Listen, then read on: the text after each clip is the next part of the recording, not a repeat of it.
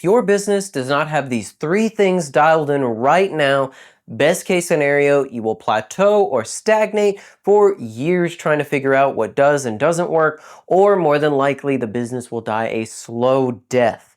Now, that is not to alarm you. The sky is not falling, because today we're going to be walking through step by step how to proactively solve these before they become big issues. Let's dive right into it. The first thing that you need to have dialed in is your niche. And I can already hear some of the conversations people are having in their head and some of the things that people might be thinking of typing in the comments. I struggled for years with this concept because I thought, like many business owners, if I work with everybody or if I just start to broadcast my service, or more than likely some people say, well, people all want to buy my stuff, everybody wants to buy my thing, then unfortunately you are going to struggle, because three key things are going to happen if you don't define a niche. Number one, you're going to end up wasting a bunch of time. What does that mean? Well, think about it this way. Let's say you had a service business and you were working with everybody. You're the local CPA, you're a law firm, you're a physical fitness trainer. You have to deal with so many different types of customer targets. People who have different objections, different price points, different wants, needs, likes, and desires. And so you have to essentially reinvent the wheel every time you talk to a new person who is outside of your niche, meaning that you might spend 2, 3 times as much just trying to convert one person into buying your thing, when in reality, if you went after the right type of person, the person who would get the most value out of your thing, the person who already know their objections, and you put those front and center with your risk reversal elements, then they are also more likely to buy. They see it as higher value. They're going to get a better result. And it shows that the sales cycle is going to be even shorter. Suddenly a Zoom call goes from an hour of you explaining to 10 minutes of you saying, do you want to solve this problem? And also, even in the customer or client's favor, the time to value is shortened, meaning that you can get better results for them in a faster amount of time. So again, quit wasting all this time trying to be everything to everybody, and I will show you actually how to define a niche in just a second here as well. But I want you to also stick around for number 2, because this is one of the most important ones and it's directly related to this as well. But let's go back to here. The second issue is that you're basically going to not be known for anything. And what does that mean? Well, I want you to do a little thought exercise. Think about the last 60 days of purchases that you made. Could be from any brand, could be something that's $5 or $5,000. If I immediately think about those brands, if I was able to reach into your mind and figure out what those brands were, you would probably have a clear idea of what it is they're actually known for. Now, I could just even throw in random names at you right now. If I said Apple or Netflix or Taco Bell, you'd pretty much know, okay, well, that's kind of what this experience was like. I've been there before. They're kind of known for this. You know, is it the Big Mac? Is it the Crunch Wrap? Is it the Whopper Jr. if you think about fast food restaurants? And then Apple, you're thinking like, well, they have the iPhone and the iPad and they do technology. And well, there's also Samsung phones, but they all are known for something. Notice how when I give you those, you might have different bubbles of what you're experiencing, but that's what a brand is. That is what defining your niche does, because you become known for that thing. I might say Apple to 50 different people, and they have all these different elements of what they think it is, but most importantly, there are commonalities, and they can tell their friends, family, associates what they think they are known for. But if you don't have a clear path, if you don't have clear messaging, if you don't have a defined niche, then you're not really becoming known for something. You're kind of trying to do this jack of all trades thing where you're putting your hands in all these different boxes going, well, okay, we do this and we build houses and we also bake cakes and sometimes we do ribbon cutting and sometimes we also do, stuffed animals. We're kind of all over the map. And this is really important if you're under the $1 million a year revenue mark, because right now you're just going to be struggling to get any of those people to even understand what it is you do, and you're not really going to get a lot of referrals because a lot of people won't understand what the result was because they don't know what you actually are known for. So again, If you're known for something by niching down, then other people will find other people who have that problem and relay that result to them. Referrals become easier, marketing becomes easier, sales becomes easier, finances become easier, hiring becomes easier because you have a culture in mind, because you're known for that culture. It all stems from the niche. The last component, and this one's really important and kind of the cold hard truth, is you can't scale. And what do I mean by that? Well, let's say that you were making gobs of money. You're just super successful, but it's all dependent on you, the founder, the owner, the select team that you have. Your creativity, your skill set, your mindset, the way you view the world is what you are selling. The problem is if you don't have that niche, then unfortunately you can't actually hire other people to fulfill those needs. And this is why the proportion, the amount of money that you have to pay somebody to fulfill the duties is always proportional to the amount of variables they have to deal with. If I can hire somebody to sell something by just giving them the leads, giving them a sales script, defining what they need to say, what objections they need to qualm, I could get any person to do that. But if I need to hire a salesperson who comes into my business and I don't have a sales script and I don't know who I'm targeting and I don't know where the leads are coming from and I don't know what they want to hear and every single call is going to be slightly different or massively different than the last call, then that salesperson is going to want insane amounts more money than the regular person. Hence why big businesses have call centers that address the same 10 questions that you and I have about their product or service, because they have the niche, because they're able to hire people who can fulfill those. You won't be able to scale if it's dependent on you, the founder, the team you have. This is really important, and you can't fix this without a niche. Until you get to the point where you're at least making $1 million a year, then you can add more complementary products, then you can add more complementary services, then you can introduce new offers to the market. But until then, or maybe even if you've hit that mark and you're still struggling, try and understand what it is that you're wasting the most amount of time on. Who doesn't need this thing? Who's wasting the most amount of time that you're trying to sell this to? What are you actually known for, and how can you outsource this to more and more people? Now, let's build our dream niche right now. So, and I'll compare and contrast this visually real quick. What we want to do is 4 key things. We want to have people who can afford our stuff. Goes without saying, but you'd be surprised how many times I talk to a business owner and go, well, why are you trying to sell a 6-figure sports car to a broke college student? They also need to be easy to target or easy to find. And this is really important, because if these people don't hang out somewhere, if your niche is just like, well, yeah, I work with women. Okay, well, I work with women who are 25 to 40 years old. Well, actually, what I'm working with is probably busy moms. I'm working with busy moms who are in urban environments. There's probably a mom Facebook group for Los Angeles, for Seattle, for things like LA, or sorry, not LA, San Fran, Miami. Then now you have an easily definable qualities that you could track. You could send ads to those people. There's attributes that these people are easy to find, easy to target. Third thing you're going to want to look for is pain. Because if you don't have pain, then basically what you're selling is more of a need, and what you're looking for is a want. You want something to solve that pain. And then also you want to look for something that's growing. So if you do not have these qualities defined in your niche, then this is your starting point. Look for somebody who can afford your stuff. Look for the qualities that make them easy to find: gender, hobbies, location, job titles, pain points. All of these are definable traits. People hang out with other people in their tribes, just as human nature is, so you have to be able to find what those qualities are to either send them ads targeted, to be able to join the groups, to be able to congregate in person some way. You have to define what their pain is.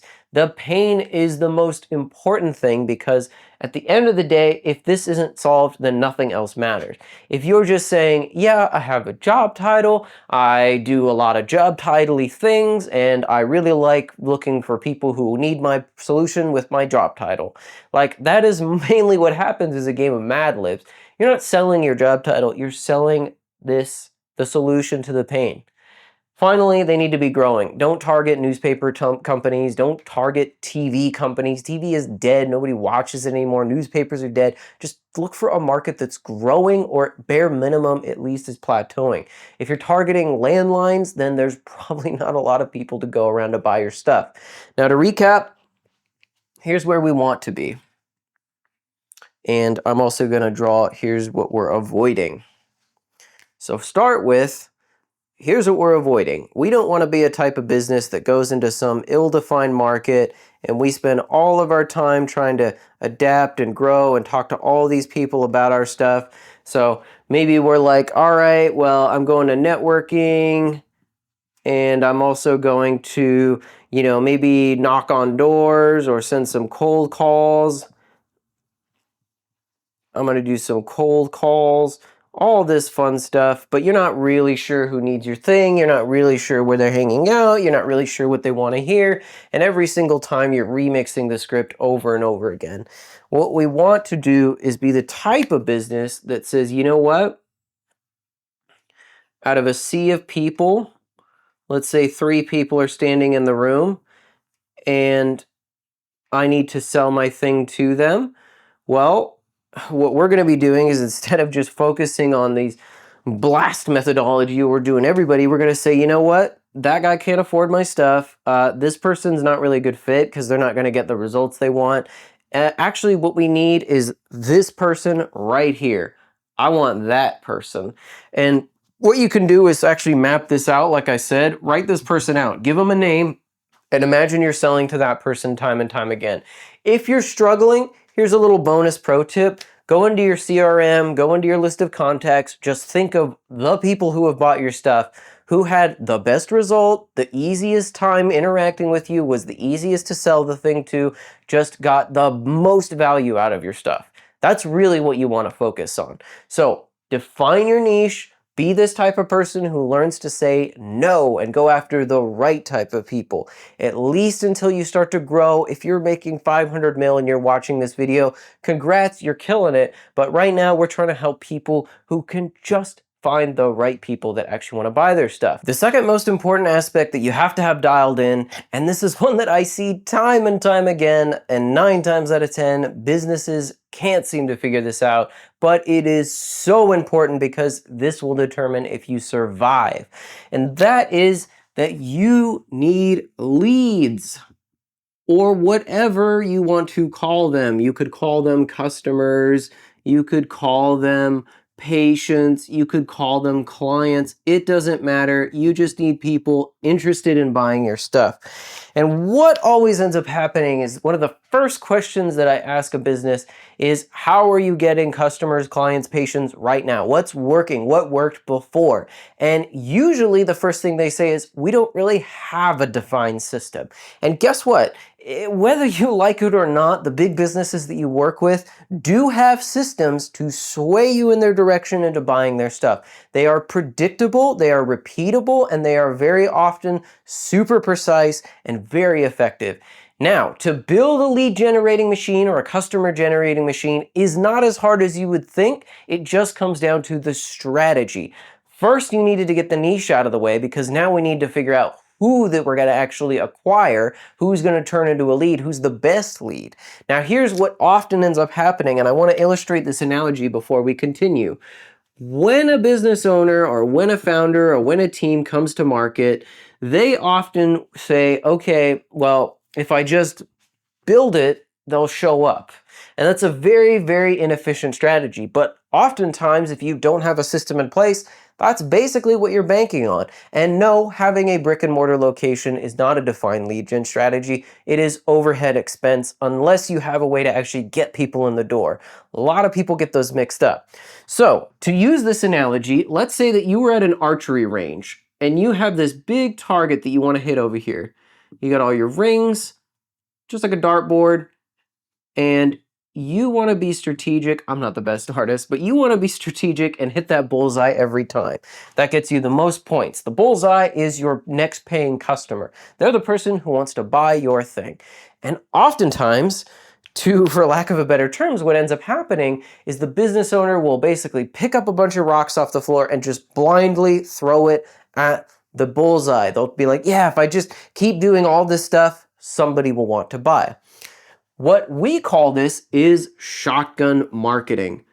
And shotgun marketing is basically exactly what it sounds like.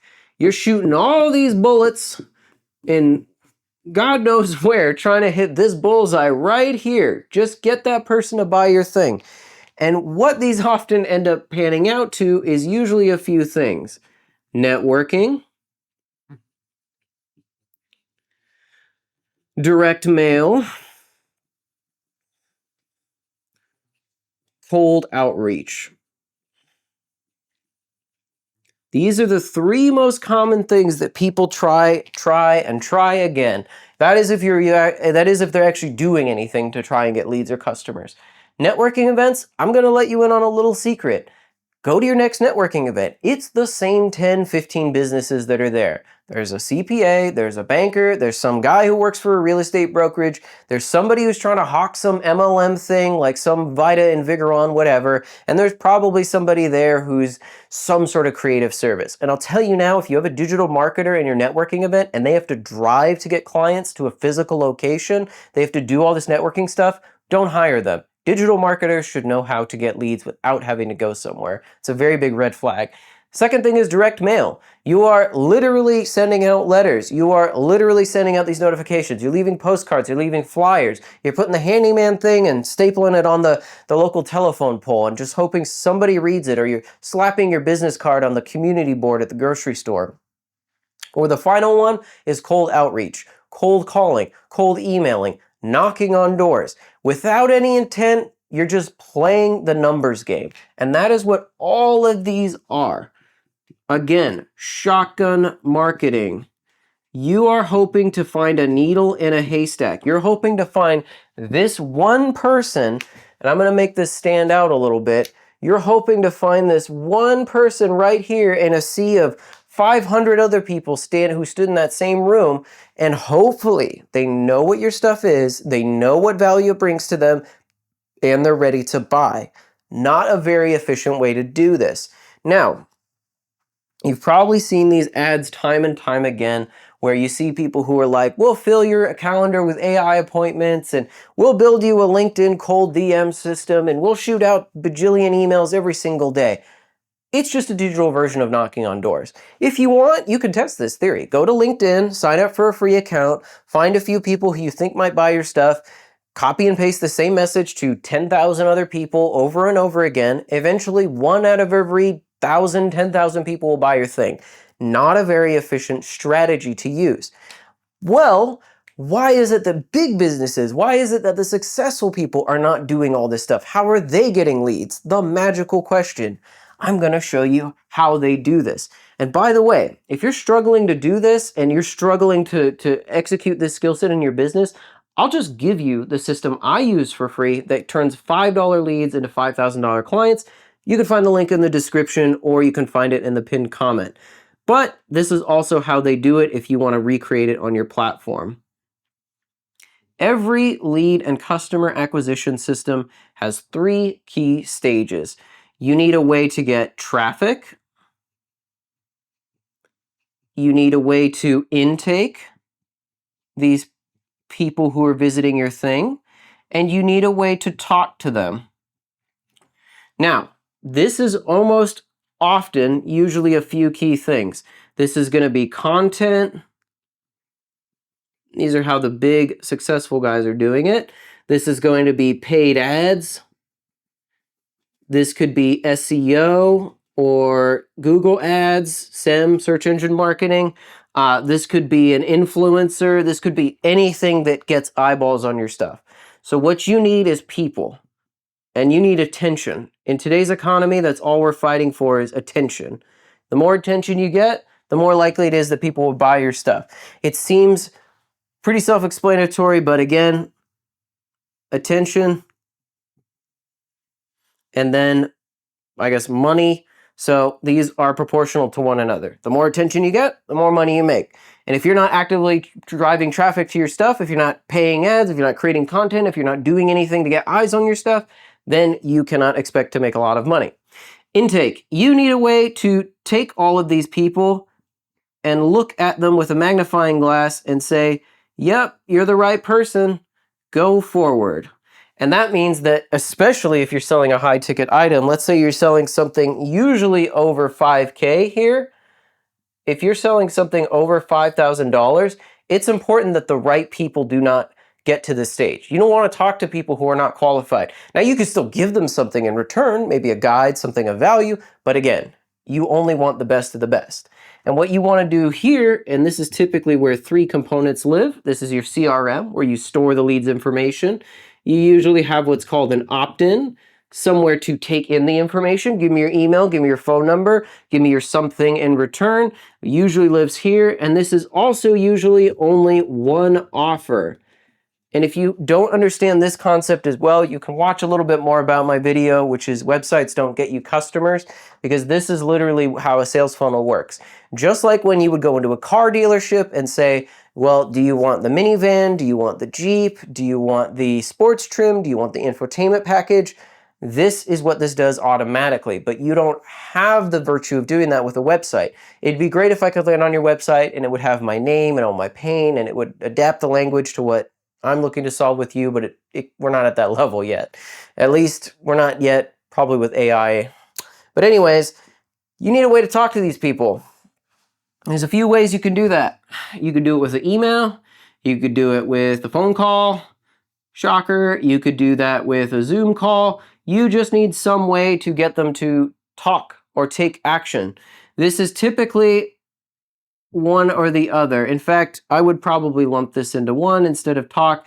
The best way to think about this is you do want them to take action. Book a call, download my guide, buy my product, do something. So are they buying? Are they calling? Or basically, are they booking? What are they doing here? Are they downloading? They have to do something at this stage. This is how all of these big successful businesses do this. They have hundreds of these, but you only need one way. And I will give you the 4 pillars that will save you so much headache and so much grief. So let's move this over here because I actually want this to be a big fat section for you to see. If you are watching this video and you do not have a clear way to get leads, customers, clients, whatever you call the people who buy your stuff, focus on one customer or client or whatever you want to call them. Focus on one offer to put inside of your little intake here. This is where all this would live. And focus on one way to get them. That's it. And why is this so important versus other methods? Because 3 key reasons. This is repeatable. This gives you data that you can see what did and didn't work. And this allows you to pre-qualify so you only get the best customers, clients, leads, what have you. So to recap, skip the networking event. If it's not working now, it's not going to work in the future. All those people probably know the same 10 people that you do in the same 10 circles that you hang out in. Everybody is probably about 2 or 3 connections away from knowing each other. Crazy. There are billions of people on this planet. You don't need to get in your car and drive a half an hour to a building just to drink cheap wine and talk about how cool your business is. You can get people on autopilot. Direct mail, complete waste of time. If you're a local service business, if you're a landscaper, if you're some sort of chimney cleaner or whatever it is, all you have to do is define a cool niche. Figure out where that niche hangs out. If it's on Facebook, run Facebook ads with a great offer that goes to this page here for them to opt in. That'll work for you 24/7, 365. Direct mail ends up in my recycling bin. Cold outreach. If you want, people will buy your stuff. Go knock on every single door in your neighborhood. Go to cold call every single business in your area. Go to cold emailing them. Eventually, 1 out of every 1,000 people will buy your stuff. This is all a numbers game. But instead, if you want to do the smart, fast, and easy way, one customer, one offer, one way to get them. Drive traffic to your thing. Your thing should have a way to intake them. This is not a free diagnostic. This is not a book a free consultation. This is not a contact us page on your website. This is a very structured way to show your offer. Store the lead's information, get it into your CRM, pitch them that offer, get them to immediately take an action. If you do not have your own lead gen machine like this one here, again, go ahead and click the link in the description of the pinned comment. I'll give you my template for free. Number 3, and this is if you're thinking about the long game. If you really want to achieve success, you can figure this out now, because this will help you turn those customers or those clients into fans for life. Value is the name of the game. Let me illustrate this with a big trillion-dollar company. Pretend you are now the CEO. That's you with your sunglasses and your lovely turtleneck, and you're about to give a keynote because you are now the CEO of Apple. Congratulations, you run a trillion-dollar company. What's the next move? Well, think about it. Here's your iPhone, the thing that you're known for, and you're really good at building these things. You've gotten so good, the supply chain is down, everybody has one. But that's also a problem. Everybody has an iPhone. Well, I can't get more people to get iPhones because at a certain point, probably about 50% of the population is iPhone, and maybe the other 50% of the population is Android. And if you're extra special, we could knock 1% off of each of these, and maybe you're some, I don't know, some other mobile OS. There's people out there using flip phones. But for illustrative purposes, half people you know own an iPhone, half people you know own an Android device. You can't realistically get all of these 50%ers to move over to iPhone and vice versa. Samsung or Google with their Pixels or Samsung with their Galaxies can't say, well, all you guys are going to switch over to Galaxy, and iPhone can't go, well, all you guys are going to switch over to iPhones, right? The problem becomes the long-term value. And what ends up happening is you now as the CEO of Apple have run out of people to sell iPhones to. Uh-oh, that's a very big problem because this is now paying the bills. So instead, you get really smart and you say, well, you know what? iCloud and iMessage and FaceTime. And I'm also going to do the bar, the Genius Bar, and my stores. And I'm also going to do Apple Care. And suddenly you say, well, that $1,000 iPhone suddenly became $20 a month. And iMessage, while it's free, it still earns me brownie points and gets more people to stick with me. Same thing with FaceTime. This bar, well, they're going to buy some probably AirPods or maybe some AirTags every once in a while. And that Apple Care, which is $50 a month, suddenly I've just doubled the lifetime value of my customer, LTV, or the total amount that customer is ever going to spend. So I am now no longer beholden to, yeah, you bought an iPhone, but what about all the other things? Hence why you now need to create value in your business. You are going to run out of people to sell to in your local neighborhood. If you even are living in a major city, eventually you'll still even run out of people just after a longer, more delayed process. But if you're likely one of the many people who live in a regular town with a select amount of people, let's say that realistically this is you, and these are all the people that you're standing on a podium here, and you're looking out and you see, let's say, 10,000 people are in your area. And maybe out of those 10,000 people, probably like 500 can even afford your thing. And then maybe out of that, maybe only like 150 of them actually want your thing. Well, what happens when you sell that to 150 people and they've already bought your big package, the premium one? Well, you need to have other elements in here. So what you can do is do this both ways. I call this a sales ladder. You may have heard this terminology before. Let's just keep it basic and start with 3 elements. Most businesses have what's called a core offer, even if they don't realize it. And I'll write this out to illustrate this better. I'm going to make this wider and longer so you can see it more accurately. So your core offer is basically your flagship. This is your iPhone right here. And maybe you charge $1,000 for this service that you want everybody to buy. That's it. If they don't buy it, if they don't want to work with you, if they don't get this thing, see you later. The long-term value and how these big companies work is that they keep getting you to buy over and over again. That's the secret. So you're not just buying an iPhone, you're buying all the accessories that would otherwise go for it, hence the long-term value. So what if there's another version of this where instead of just saying $1,000, you now all of a sudden have a $100 a month maintenance or upsell or something that you can keep them on a retainer to keep giving them value. And maybe if they don't want the $1,000 one, you could have a downsell. And this one is only $150. So now you have multiple facets into here that you can offer. And out of these 150 people, if 1,000 of them bought that and you made your 150K, and each one of these people signs up for your $100 a month program, that is something that you've gotten them to buy a second time. And maybe even half of these people didn't buy this, so you started with the $150 version, they get the result, they see the value, and then you can move them to here, which means that you've just charged $1,150 for the exact same thing, and then you could take them to here. And I'm going to illustrate this in the real world with a real company. So here is your local coffee company. Or maybe it's your local cafe. Company might be a little too formal. Here is Starbucks. I'm going to just give you these numbers to show you how powerful this skill is. Coffee company. Let's say you go to your local coffee cafe. Maybe you buy a cup every few days. Maybe you buy a croissant. Maybe you buy a mug because you really like them. Maybe you buy a t-shirt. The t-shirt lasts you 20, 30 years.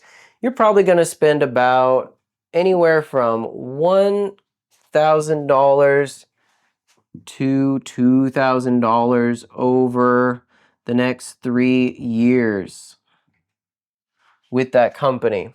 Well, that's not bad, but that's really not ideal. What we can do, and let's look at Starbucks' model. I want you to take a guess before I jump into this. How much do you think Starbucks makes per customer? Well, it's certainly not 1,000 or 2,000. It's actually around 15,000. Imagine, just think about that for a second. Imagine what it would be like if the customers that you interacted with or the clients that you interacted with, they didn't just stop at one problem, but you had other solutions, that they stuck with you because you provided more value. Now, to be clear, this is not an attempt to just get them to keep buying for buying's sake. You need to have a reason for them to stick with you. This is where long-term value comes in. This is where you get customers who just buy one thing and then all of a sudden they turn into loyal fans. They talk about your stuff. They get you more people to actually buy your stuff. You have to give them more value. So what you're doing here is creating a scenario where as the value goes up, the risk goes down as well. And this is the same concept with Starbucks. Starts with free Wi-Fi. Who doesn't want free Wi-Fi? Turns into coffee, turns into a croissant, turns into downloading the app, which gets you rewards points, which turns into beans, which turns into mugs, which turns into merch, which turns into private reserve, which turns into you spending $15,000 with Starbucks. With the local coffee company, it's croissant or coffee. Maybe a merch item here and there. But you really don't have a lot of leeway to provide more value to them. But if you were smart coffee company, you would say, well, I'm going to give you a bag of beans for free and here's a roasting guide. All you have to do is pay for shipping. Well, that turns into, all right, 10% off your first order. Okay, you've bought a few orders. How about a subscription where you can save 10% off? It shows up monthly to your door. How about a gift box? How about a hat? How about a t-shirt? How about a rewards? How about loyalty? And this just keeps going on. Now you need to ask yourself when it comes to creating value out of this sector with you on there and all the people that you're selling this thing to, what is the reason that they should stick with you? If the answer is because you're local, you have good customer service, you're like a family, we're really good at what we do, I'm an artist and I'm super creative, none of those are real value. Everybody can say they're cheaper. Everybody can say they're local. Everybody can say they're like a family. But the companies that actually make it, and this is the harsh truth, create real value, real reasons to stick with them. It's no longer about the competition because you are better than the competition. And it sounds really cutthroat, but welcome to the world of business. You need to think about what value you are creating long term. Now to recap, value, just so we're clear, is not what you think. not what you value. I want you to remember that forever. Value is not what you value. I should say what you value. Value is not what you value. Repeat that after me. Value is what they value. Remember, you are not selling to yourself. You are not your own customer. Value is what your customer values, what your client values, what they like about you, what you long-term giving, what things are you doing to keep them coming back, what things are you doing to show that you care, what problems are you solving past the main one. Focus on creating value. Focus on getting that customer, client, patient to keep coming back because you are keep giving them value. Value is long-term. Value is not coming to somebody and saying, hey, how much can I raise my price before you say no? Value is not, how much can I sell you at once? Value is giving them many opportunities to keep coming back, whether that means starting at a smaller point or whether that means sticking with you for a long-term result. Figure this out, and I encourage you to map this out. Think about what your customers, clients value. Think about what your core offer solves. What is the better version of that, or what is the slightly less riskier, cheaper version of that? Figure it out into 3 tiers. If this is the one thing you want them to buy, what's a smaller version of this? What is a bigger version of this? If you need an analogy, this is your Big Mac, this is your double cheeseburger, this is your double Big Mac. And then if you want to, you can also add your McDonald's rewards app here or a McDonald's burger subscription. And then down here, you can even offer just free fries for coming into the store. This can infinitely expand as high or as low as you want it, because I guarantee you, if somebody paid you $50,000 to fly out to their place of business and fix all of their problems versus $5,000, you'd seriously consider getting a plane ticket to do just that. They might be more than willing to stick with you or more than willing to pay more than you think if you just have opportunities and give them a reason to understand what that value is. So, I know this was a lot of information. I hope this was extremely valuable to you, and I hope you're able to implement some of these into your business. Again, right now, niche leads value. If you don't have a lead gen machine, click on the link in the pinned comment or description. Niche, focus on these 4 qualities. They should be able to afford your stuff, easy to find, they have pain, and they're in a growing market. Value, what ways can you seriously think about to get them to stick with you? But as always, I put out videos like these once a week to help you grow, and it's more important now than ever to implement these things into your business because I want you to win. If you're still struggling as well, you can always comment below with what you're going through, and I'll be sure to create more content out on it, or we can even reach out and work together one-on-one directly to solve that problem. But I hope you can subscribe, look at all these new videos. I have plenty of other content, and that's all I got for you today. Until then, I'll see you next time.